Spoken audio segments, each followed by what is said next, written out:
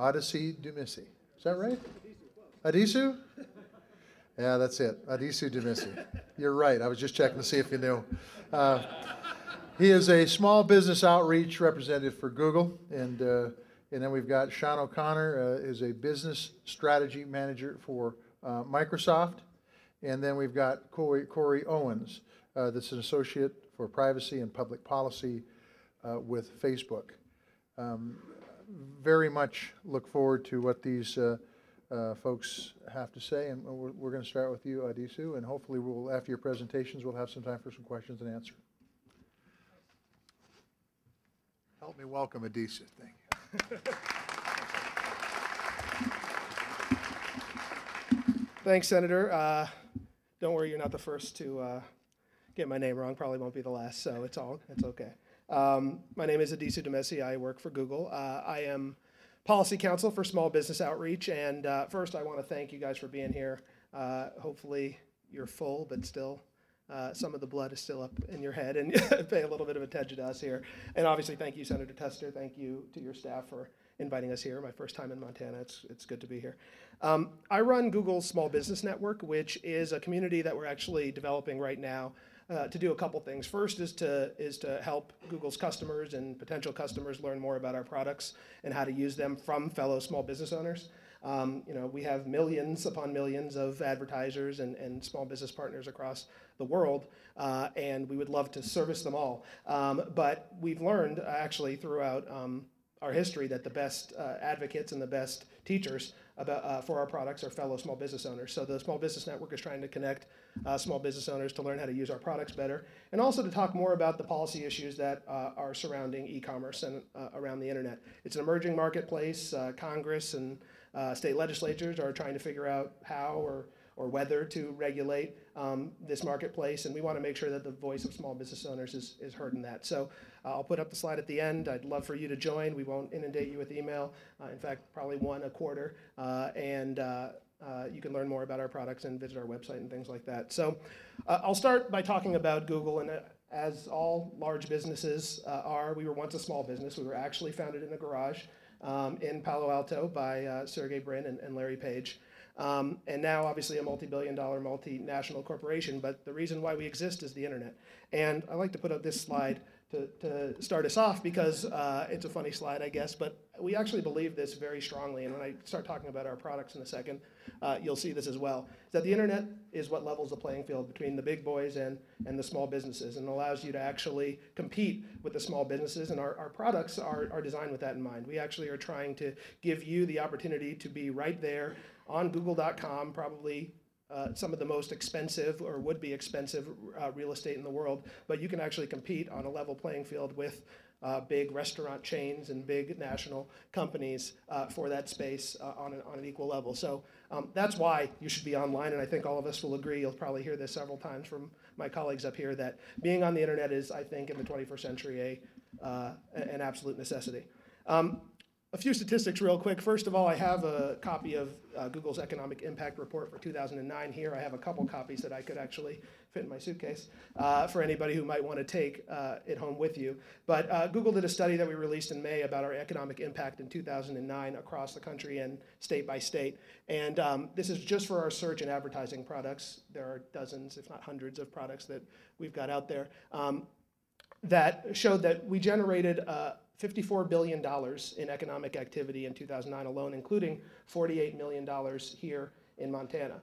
And I think the important part about this, they're obviously impressive numbers, but is that most of that economic activity, a good portion of it, certainly in Montana, was generated by small businesses. So I put up the story of Caitlin Derry, which is the case study that we actually have in the booklet. Caitlin is a mother of two. She had two kids. She wanted to stay at home with them. She wanted to still contribute to her family's income, so she started SproutPouch.com, which sells stylish baby slings for newborns, and she essentially uses nothing but Google products to market those from her couch or her home office while she takes care of her children.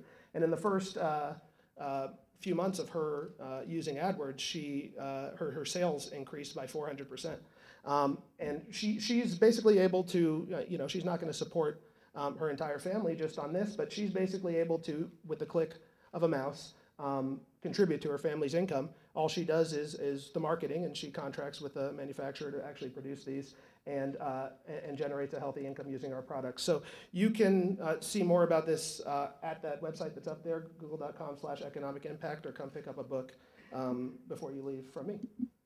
And the last thing I want to say is a couple statistics that I think are pretty interesting statistics. First is the one that's right up there. 89% of consumers nowadays, and this is also an outdated study, it's probably up a little from there. 89% of consumers nowadays actually research products online before they buy them. About 77% of consumers use search daily, every day, and about 71% of internet users actually have bought something on the internet at some point in their use of the internet. So your customers are there, is essentially what I'm trying to say, and I think we would all agree with that as internet companies. And so the question is, how do you actually access them? So I'm going to talk about 4 products. I'm going to try to get done in 10 minutes because I'd much rather take your questions than talk forever. But I'm going to talk about 4 products that we've got that you may be interested in, and then I'd be happy to answer your questions, not just about these products, but others that we have, or just in general about marketing on the internet. So first thing I'll say is, I'll put this up at the end as well, but if you go to google.com/services, you will learn about these products and the dozens and hundreds that I mentioned before. They're all sort of cataloged right there on one website, but I'm going to go through all of these individually and talk about them now. First is Google Places, and Google Places is really simple. It's essentially a online Yellow Pages. You create the listing, and I think that bottom bullet point might be the most exciting to the people here. It's 100% free, but you create the listing, and people go online every day on google.com or on Google Maps to search for the local barbershop or whatever it might be, a local business that they're looking for. And this essentially allows you to control the listing that is shown on google.com or Google Maps when that search is being done. You can edit it. It's completely customizable. This is essentially what it looks like. You can add your store hours if you have a storefront. You can add your menu if you're a restaurant. You can add videos and photos if that's what you want to do on there. Obviously, your address, your phone number, additional details, what types of payment methods that you accept, etc. The only thing you can't control is reviews. Obviously, but everything else is up to you, and all you essentially have to do is go onto the website and claim your space. And I think this is actually a particularly interesting thing for the folks in here. Included with your Google Places account is a metrics dashboard, which basically allows you to take a look at how people are seeing your listing, both from where, the keywords they're using that are causing your listing to come up on Google Places. This metrics dashboard is completely free. It's accessible to you, and you can make decisions based on this. So if you're thinking about opening a new storefront somewhere else in the state, for instance, you can see whether searches are coming from that city, or which city are the most searches coming from, and perhaps that'll help you inform your decision about where to place your second or third or fourth store. But again, all this comes with the product, and all of this is free for you to sign up for. So you just go to google.com/places. It'll walk you through it, and you can learn more about it there. Second thing I'm going to talk about is AdWords, which I'm guessing a lot of people here probably already use. Actually, I'd like to see a show of hands. How many people here use Google AdWords already? It's good. I hope everybody will use all of our products, actually, after we're done here. But I think the interesting thing about Google AdWords, I'm going to talk a bit about how it works, because I think it's important for you to understand sort of the mechanics behind it. But the important thing is, with traditional advertising, you'll have a billboard or an ad in the paper or something like that, and essentially you're hoping that somebody who is interested in your product or interested in your business is reading that paper or looking or driving by at that given time. What Google's ad model does is bring the people to you. People who are already searching for something that's relevant to your business, we will put your ad up, or at least give you the opportunity to put your ad up beside the search results as they're doing that. So it's very, very simple in theory and in concept what Google AdWords is. Your ads appear next to searches that are being done for keywords that you choose your ad to appear next to. So if you're a flower shop, I think I used flowers in this example, this screenshot. If you're a flower shop and you want to try to claim some space beside a search anytime anybody is searching for flowers, you can actually compete for that space over there on the right. And then you only pay, and I'll probably say this a few times, you only pay when somebody actually clicks on your ad, not just to be shown on the site, but you only pay when somebody actually thinks your ad is worthy of being clicked on, clicks on it, and ends up on your online storefront. So that's really all that AdWords does. It matches up people's searches. They're already looking for something that's relevant to your business with the ad that you want to put up there. And you see 1-800-Flowers there, if you, it might be a little too small to take a look at, is in the organic search, which is on the left of the page, is the first listing that comes up. But on the right, proflowers.com comes up, which is a smaller business, and it comes actually before the 1-800-Flowers listing in the paid ads.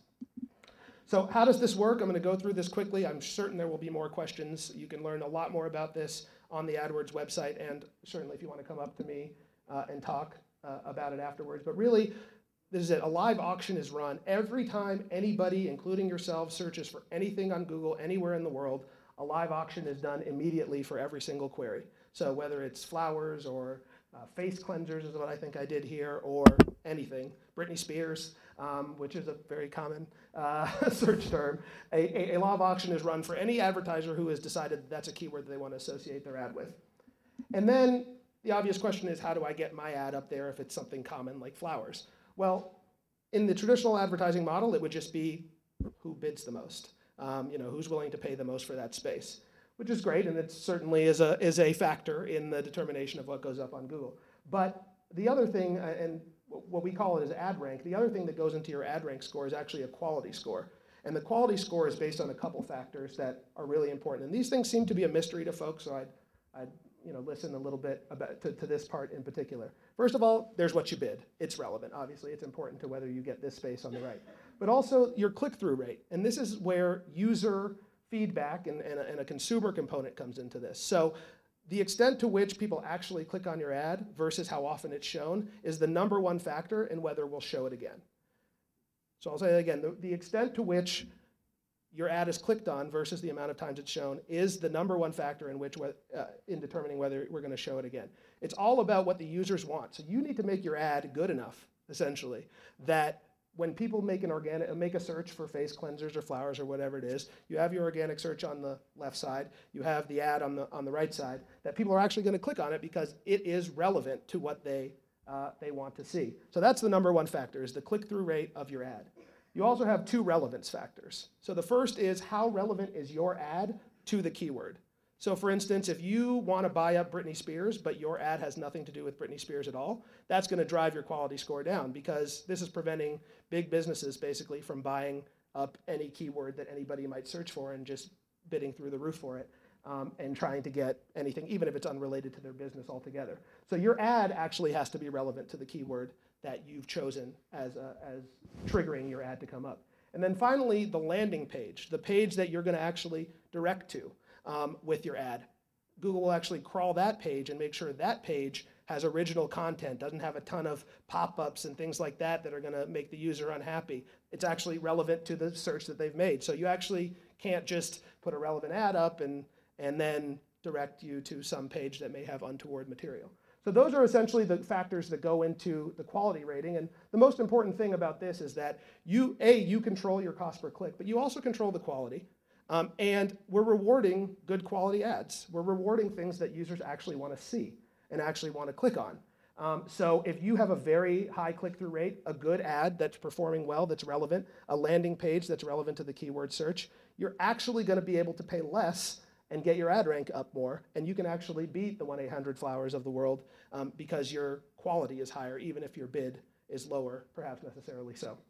I'm happy to talk more about that, but I'll just sort of end with a couple things. First is, you control all of this. Online on google.com/AdWords, if you have an AdWords account, you can do this from any computer, not just from your computer. You control your cost, you control your daily spending limit, you control the geographic area in which your ads appear, and I'll talk about that a little on the next slide.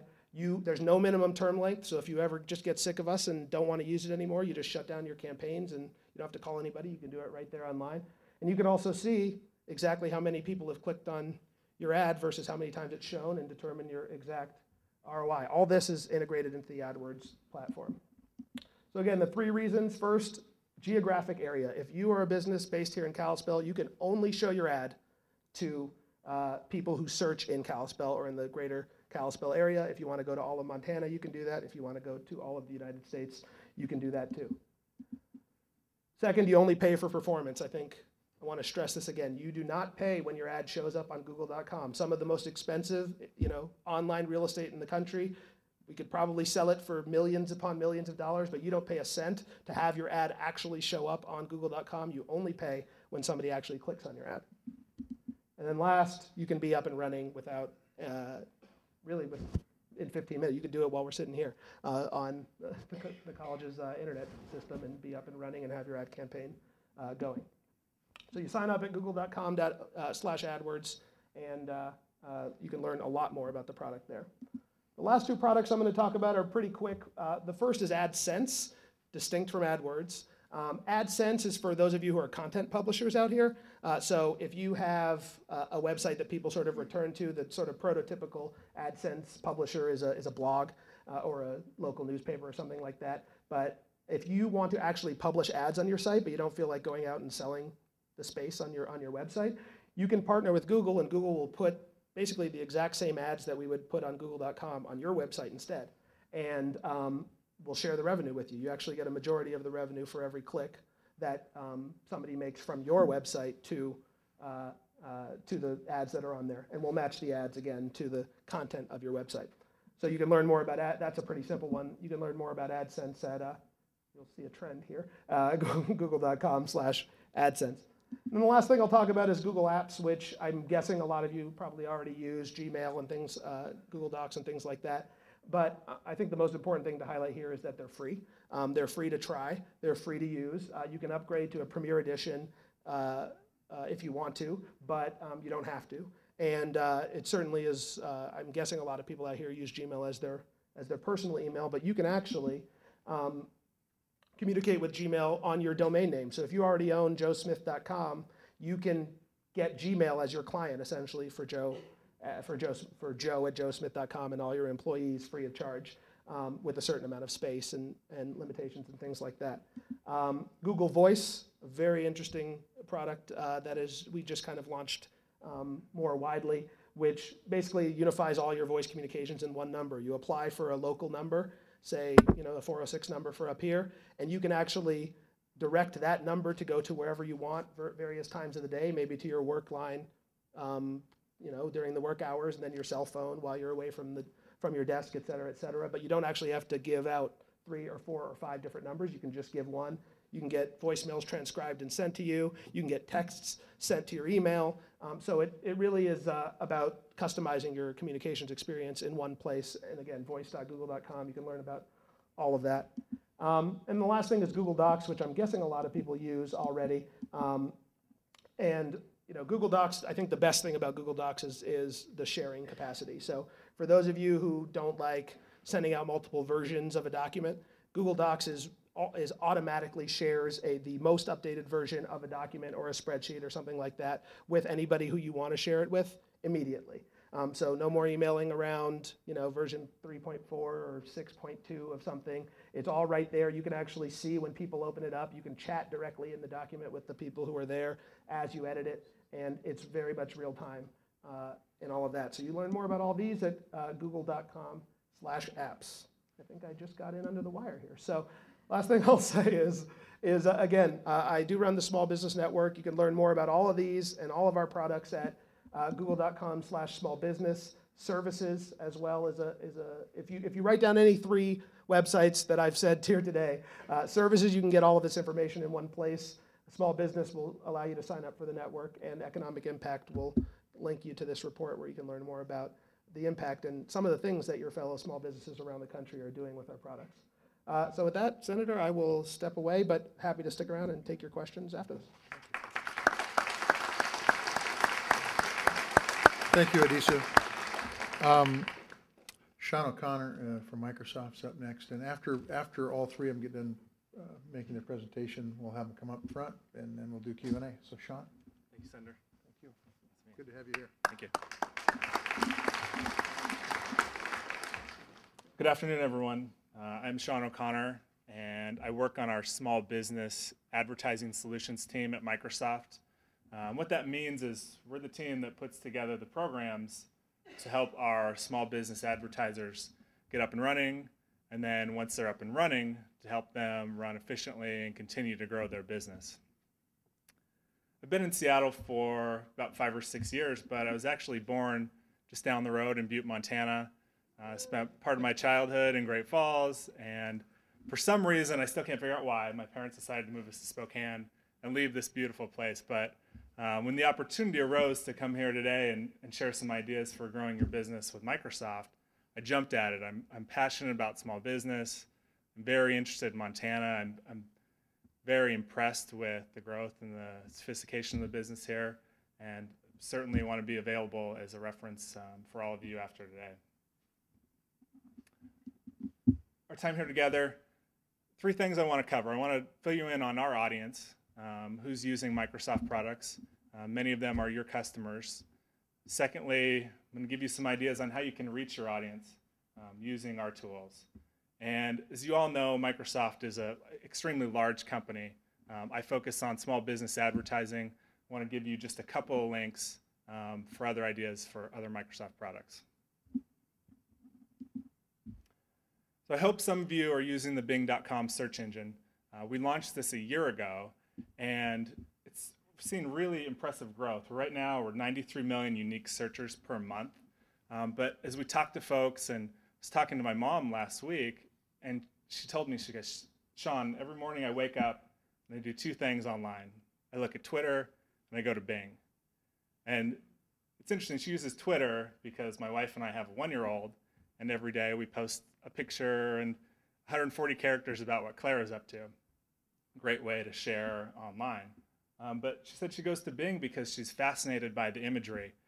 In addition to the image every day, we share 3 different facts about the image. So whether it's travel, history, science, it's really varied, and time and time again we hear consumers love this. This homepage here was from January and is actually taken in Montana. Picture of a mountain lion or a cougar, pretty impressive shot there. Another one of our products that you're definitely familiar with, it's been around for a long time, is MSN. Recently redesigned the homepage, simplify the experience.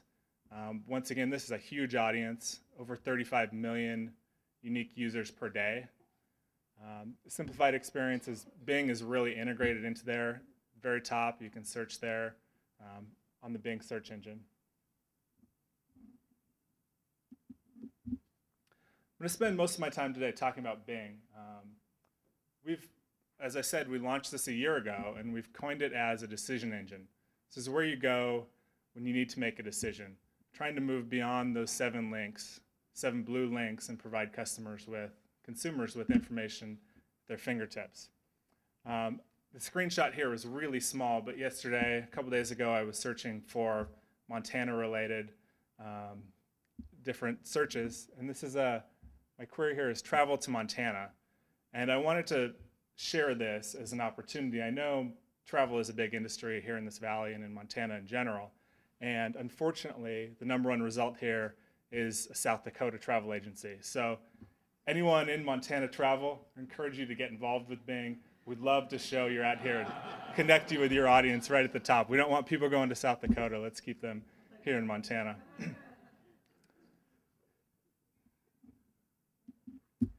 So a couple other features. I'm going to cover social, travel, and I'm not going to steal any of Corey's thunder here with Facebook, but we do have deals with both Twitter and Facebook, real-time search integration at bing.com/social.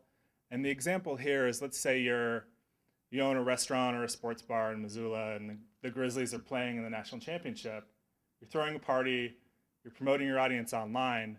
You want to see how that's materializing. You can go to bing.com, search, whatever the keyword is, if it's, Grizzly tailgate party, and you can see how that conversation is progressing. We see this really as a tool for consumers, but also for small business owners to keep a really, minute-by-minute pulse as to what's going on in your business or your industry or even in the state of Montana here.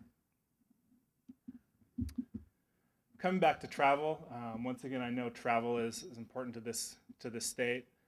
As I was looking at coming out here to Kalispell, went to bing.com/travel, searched for flights, Seattle to Kalispell, and this is one of my favorite features. We have some algorithms developed that tell us over time, with a high predictability, should you buy now, or is it in your best interest to hold off on buying that flight until later? So here, as you can see, the tip is buy now. Prices are likely going up. I often find it's a very, very powerful tool here. From a small business perspective, let's say you own a whitewater rafting outfit just up the road. Whoever's typing in this query, Seattle to Kalispell, is probably looking for things to do on their vacation. The ad right at the top is an Alaska Airlines ad, but really an opportunity for any Montana small business who's involved in travel or involved in the tourism industry to be there and to capture the audience when they're in that mindset of, what am I going to do on my vacation? So this is our big news that I wanted to share today. I'm not sure how many of you are familiar with the partnership that we've signed with Yahoo. Microsoft will power ads on both Bing and all of Yahoo's properties beginning this fall. And it's a big moment for us as we're able to really expand the size of our audience and gain some efficiencies with what we do. Search is definitely a volume game. Our advertisers are so excited. Many of them are already advertising on Google, or most of them, and for them to be able to reach this diverse and unique audience without having to manage it in multiple places is going to be powerful. This is a graphic that shows the size of our audience right now, Yahoo's audience, combined audience. It's going to be very powerful. And once again, that'll be launching this fall. So if there's a time to get involved, it's now. And what I love about following up Adisu here is he's just educated you on search engine marketing. Google is very strong in making it easy and empowering their customers by making their tools easy. Ad Center is our version of AdWords. Similar in the way that we use keywords. We help you target your audience by location, by demographic, by time of day, and even by place within the network. So if you're thinking like, how do I get involved? How do I have my ads show up on Bing? It's Ad Center. And we have service specialists in place. That's the team that I work on. Help you launch your campaign, a program called Quick Launch. It's a 45-day program where we'll help you get set up, answer your questions, really do the education, and you have a one-on-one dedicated specialist that will understand your business and help you get up and running efficiently. That's the wrong button. There we go. So Ad Center is a web-based tool. We understand that our advertisers can't always be connected. We've developed two tools here that are more advanced and allow our advertisers to manage their campaigns, whether they're offline or once their business really starts growing. First, Ad Center Desktop is an application that will live on your desktop and allows you, we find many of our search advertisers love to live in Excel. It's a numbers game. They manage their keywords, they manage their bids in Excel. Ad Center Desktop allows you to manage in Excel, upload to your desktop, and then sync as you see necessary. Advertising Intelligence is our Excel-based tool. And once again, search advertisers love to live in Excel. So this Excel-based tool allows them access to keyword generation, research, bid recommendations, and a lot of really powerful tools that you add it to Excel and you log in and you're able to really grow your business and get smarter about the way that you're advertising.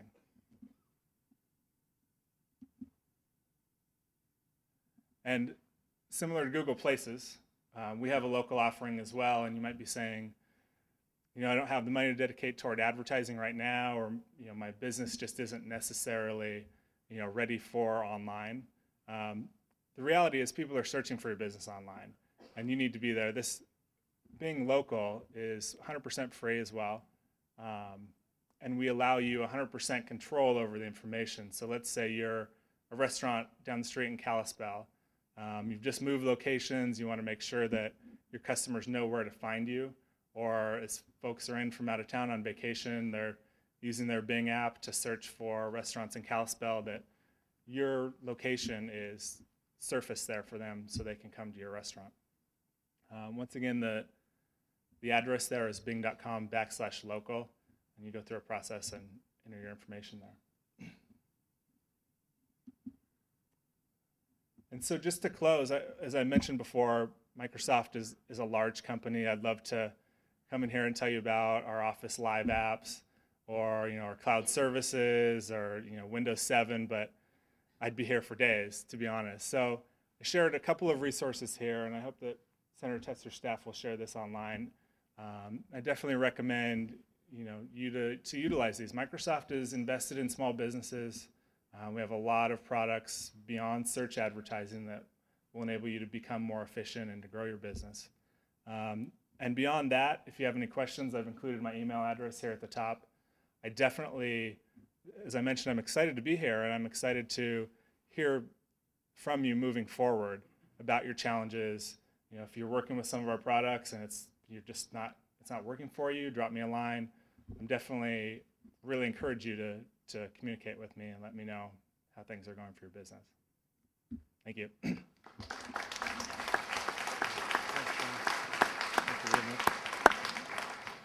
Thanks, Sean, and you do have a Butte name, Sean O'Connor. That's good. Corey Owens is from Facebook, which is interesting because we've fired everybody's, I shouldn't say everybody, but a lot of folks are getting Facebook pages now. I got one, facebook.com/Senator Tester, no space, self-promotion. And so we have Corey here, Corey Owens from Facebook. Thank you, Senator.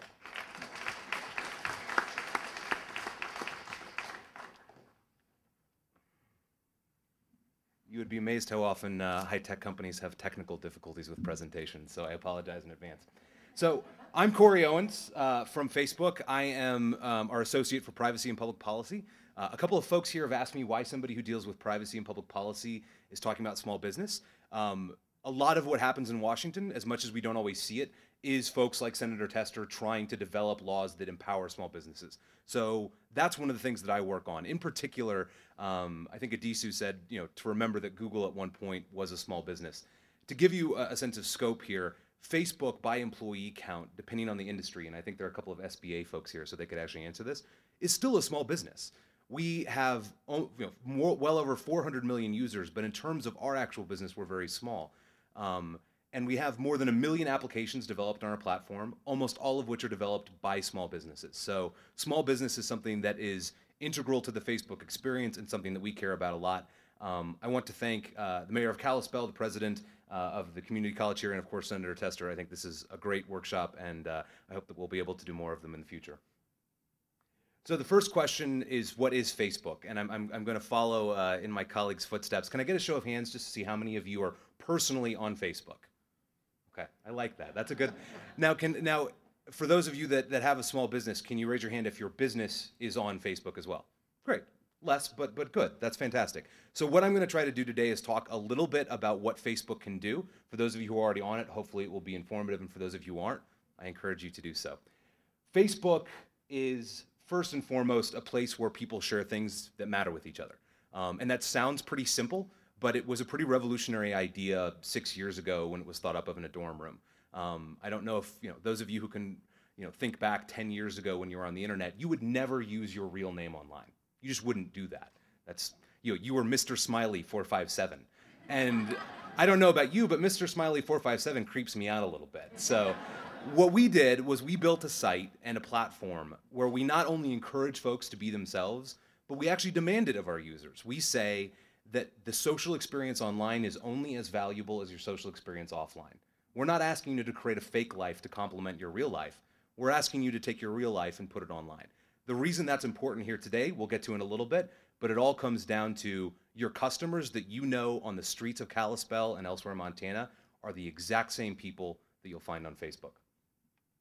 A good place to start is the profile page. This is what every Facebook user has in some form or another. This is where people share all sorts of information about themselves, ranging from what kind of things they like to do with their time, to where they went to school, where they work, where they have worked in the past. Their contact information even, though, by the way, none of this is required, just to be clear, but those who want to can share this kind of information.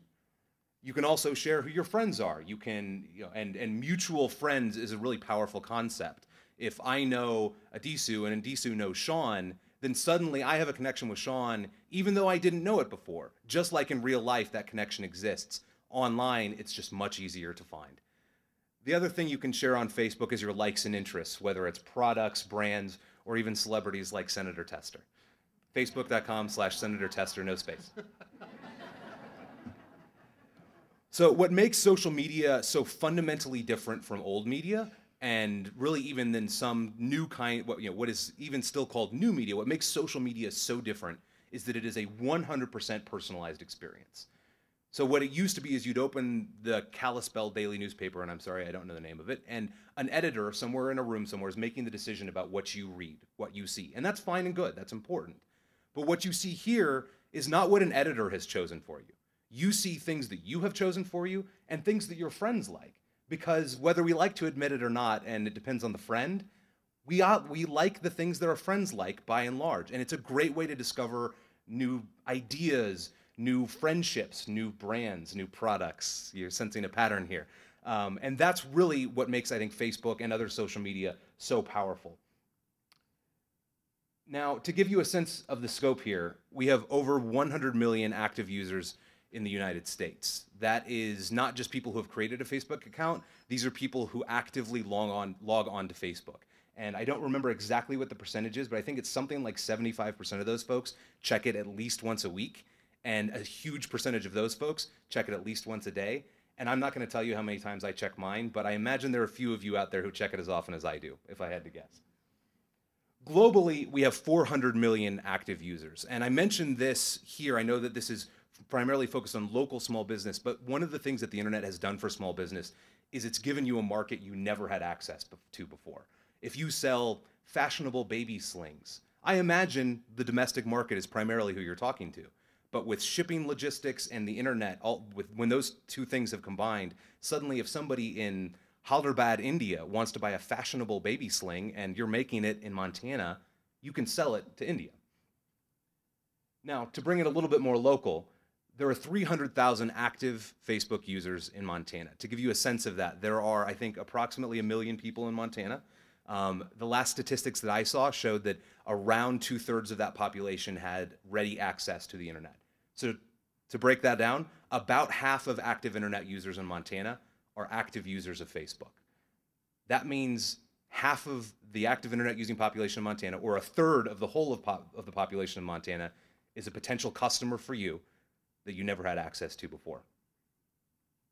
So the big question, how can you as business owners use Facebook? This right here is the page that most people see when they arrive at Facebook. This column, this big chunk right here in the middle, if you're not familiar, it's called the news feed. This is constantly updating with new information that you have chosen to receive from your friends, from companies. And that's kind of the core of the Facebook experience. So there are two ways that businesses can use Facebook, both of which are seen on this page. The first is a product that we call Pages. So right there in the middle of my news feed is an update from a small business that I'm a big fan of called Stuck in Customs. He's a one-man nature photography shop and sells photos off of his website. And it's really fantastic stuff. And every time he's got a great new picture that he wants people to know about, he updates his page and bam, it's right there. And we'll talk about Pages a little bit more in just a second. The other piece is there on the right-hand side. And those are ads. Ads on Facebook are fundamentally different than the ads that you've heard about from Bing and Google. That doesn't make them better by definition, though I like to think they are. But they are very different, and we'll talk about why they're so different, but fairly unobtrusive there over on the right-hand side. So Pages. I call this a conversation with customers for a reason, and this gets a little bit to how Facebook is fundamentally different than anything that you've used before. Facebook is a two-way conversation. This is not a place where you just put up a billboard and say, I sell ice cream. This is a place where you say, we're thinking about adding a new flavor to our ice cream shop. Tell me what kind of ice cream you want to have. Engagement is the thing that changes advertising. If you have an engaging element, something that people can click on, something people can type into, it increases the effectiveness of ads by something to the tune of 70%. And for people in the room that think about ROI, 70% increase on your ad budget, even if your ad budget's $10, you just got 70% more for your $10, and that's pretty significant. So this is what a basic small business page might look like. This is actually one of my favorite small businesses in Virginia, and it's called Old Dominion Brewing Company, and I'm outing myself a little bit here about what kind of products I like. But here down the middle column, again, it's the same on almost every Facebook page. Down here in the middle, what you see is that Old Dominion Brewing Company is updating people about what's going on at the brewery, what kind of products they have, what kind of events they're having, all of which is fantastic. And this right here is a great example where they're wishing people a happy 4th of July, but not only are they engaging with customers, customers then have the opportunity to say things like, I wish I could have an Old Dominion right now. You can't pay for that. You can't pay to have customers in front of their friends and their family say, I want to have one of these products right now. And it's too bad because, you know, I'm not in Virginia, but Montana, I'm a Missouri boy. I'm thinking about moving out here. This is my kind of place. So the engagement, and I'm sorry that's pretty shaded out, but I'll scoot back. So up there at the top in the center is a like button. Customers that want to like your page can click the little thumbs up. Pretty simple, pretty lightweight kind of engagement. It's a one-click activity that doesn't take a lot of thought or energy. What happens when you click that is this post that was on the Old Dominion Brewing Company page, now every time they update their page, the Old Dominion Brewing Company Facebook page, I see it in my news feed. And again, I'm sorry it's shaded out so much. This is actually my news feed. So every time something I've liked updates, I see it. I don't have to take any action to see it. It just comes to me. And again, that's not like advertising where you're paying per impression or per click. This is just happening organically. Things that I like show up in front of me. The other thing, so the status updates down here in the middle are the primary thing that you can do. They're the thing that most people do. But if you'll see up there in the top center row, there are several other tabs. You've got info, photos, discussions, and events. All of which is just a way to say that these pages give you an opportunity to engage with customers in a way that you never could before. For instance, the Old Dominion Brewing Company organizes tasting parties or sales at the local Whole Foods, so their customers not only can know about the event, but can actually engage with the company to talk about the event, to RSVP to the event, to get directions to the event. Similarly, you can post photos of a brewery tour, or if you're selling widgets in Missoula, you can take pictures of your staff at their retreat. These are things that while they don't sell products one-to-one, they encourage people to feel familiar with your brand, to feel familiar with your product, which of course eventually translates into better return on investment for you.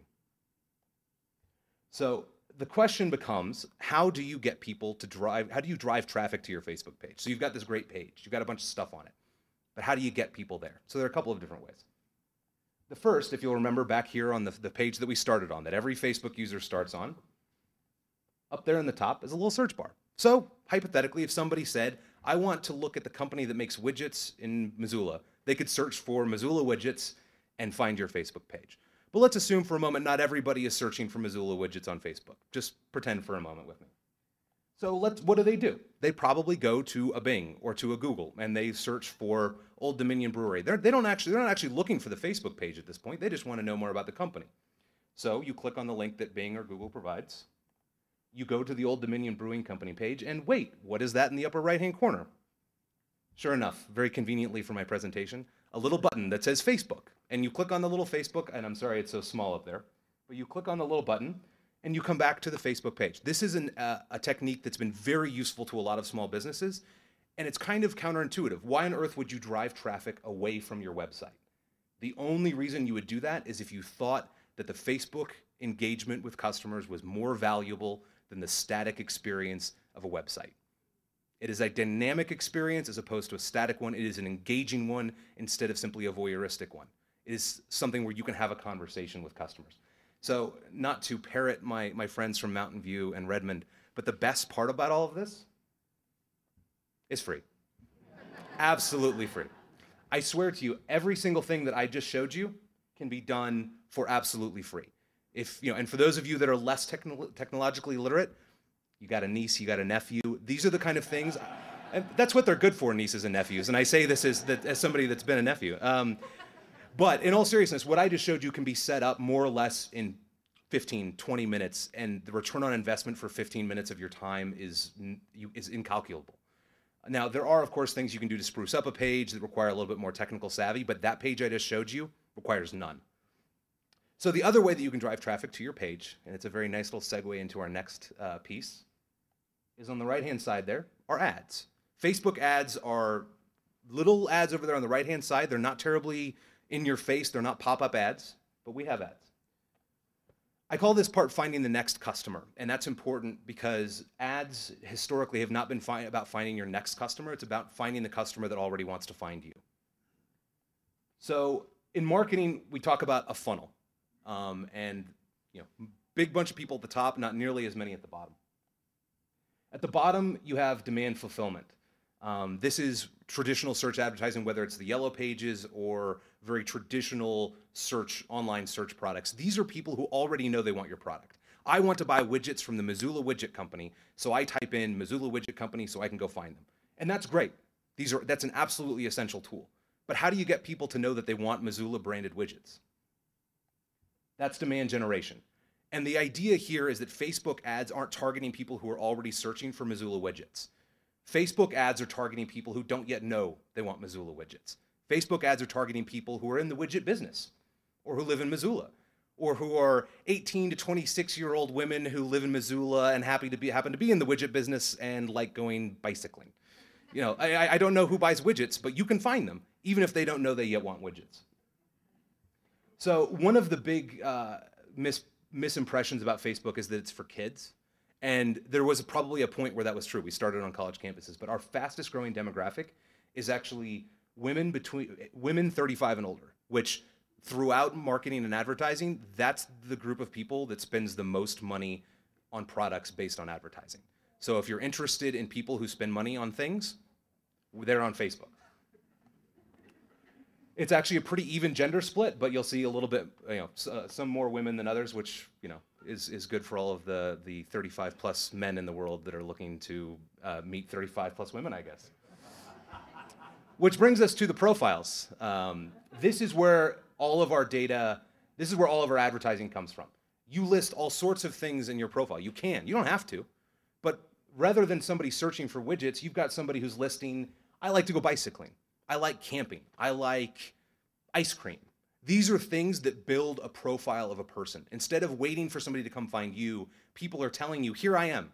This is who I am in real life, and these are the things I like. Now take me to a product that I like. So there are a bunch of different factors here, and I'm not going to go through them all. But suffice it to say, between all of those categories, I am sure that every one of us can imagine who's our ideal customer? Who are the people that walk into my shop? Who are the people I'd like to talk to?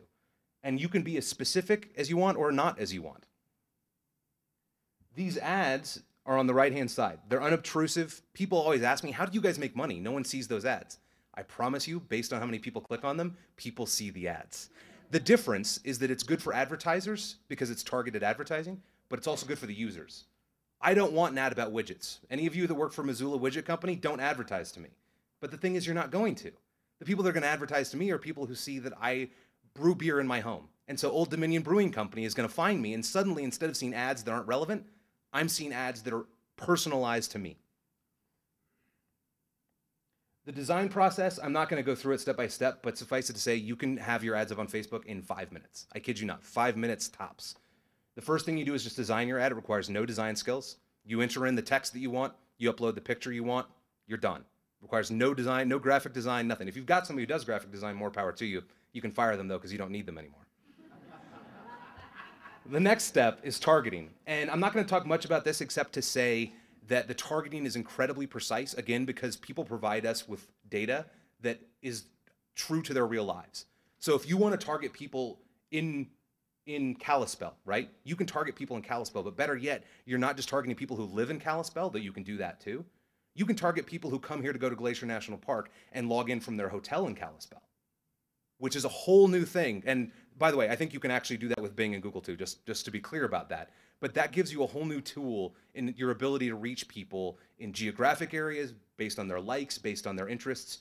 You own a backpacking outfitting company near Kalispell. Somebody likes kayaking and lives in San Francisco, and suddenly they're logging on from Kalispell.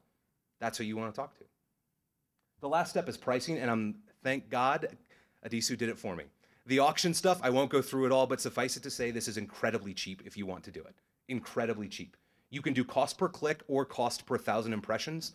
It doesn't really matter, you can do either. But we're talking 50 cents per click, 60 cents per click. Find me a street in America that you can stand there, hand somebody 2 quarters, and then have a conversation with them about your product. You can't do it. But for 50 cents on Facebook, you can have a conversation with somebody about your business. One of the important things to think about, and this is just kind of a best practices for those of you that do Facebook advertising, is don't think about keywords like you would with Google or Bing. Those are important products, but you're not looking for people who are searching for sleeping bags. You're looking for people who don't yet know they need a sleeping bag. So what you're thinking about is people who like these things. So instead of looking for somebody who wants to buy a bottle of, does Montana make wine? I'm about to show something about wine. Okay, so instead of looking for somebody who's searching for Montana wine, you're looking for somebody who vacationed in Napa and now includes stuff about wine or travel or drinking. I don't know who put that in there, but these are the kind of things you're looking for. Not somebody who's searching for you, but people who have those attributes. This just brings us all back to this page, and I just want to reiterate that social is a world that is growing incredibly fast, and it's incredibly big, but it's also incredibly personal and incredibly local, and that makes it very powerful as a small business tool. Which brings us to my visual cue that my time is done. Senator Tester is indeed on Facebook. You should like his page on Facebook. Thank you all very much. We're all happy to answer questions. Senator Tester, thank you very much.